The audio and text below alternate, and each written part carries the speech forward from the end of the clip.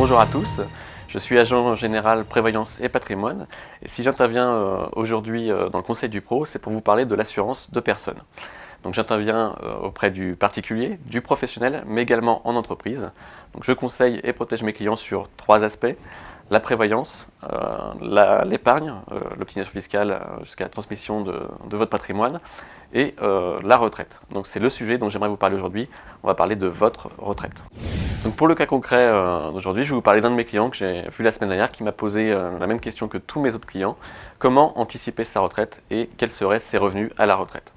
Alors j'ai expliqué à ce client que la retraite s'anticipait et qu'il fallait investir sur 3 piliers spécifiques pour préparer sa retraite. Donc le premier pilier, c'est l'immobilier.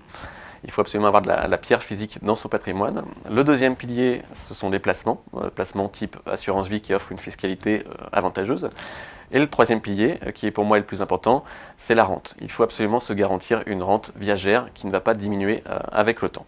Et c'est sur ce point-là que j'ai travaillé avec mon client. Donc j'ai expliqué à mon client qu'on avait ce qu'on appelle le régime de retraite par capitalisation. Le concept est simple: on va investir tous les mois ou chaque année sur un dispositif, Madelin ou PERP. Ce dispositif, en fait, au moment de prendre votre retraite, vous aurez constitué un capital.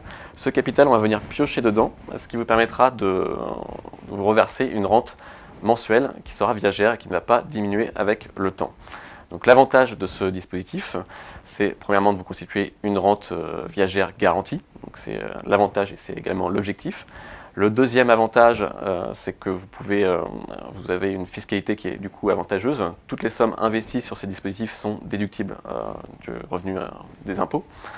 Le troisième avantage, là c'est un avantage du PERP par rapport au Madelin, c'est que vous pouvez retirer au moment de partir en retraite jusqu'à 20% en capital, ce qui n'est pas possible pour le contrat dit Madelin. Et le quatrième avantage, pour ceux que ça concerne les personnes qui sont assujetties à l'ISF, à l'impôt sur la fortune. Ces contrats, PERP ou Madelin, sont des contrats qui sont dits non rachetables et qui ne sont donc pas fiscalisés, qui ne rentrent pas dans le calcul de l'impôt de l'ISF. En conclusion, le conseil du pro aujourd'hui sur la retraite, c'est de diversifier vos sources de revenus avec de l'immobilier, des placements et surtout vous garantir une rente viagère avec, pourquoi pas, le régime de retraite par capitalisation. Pensez au PERP, disponible pour les salariés et les professions libérales.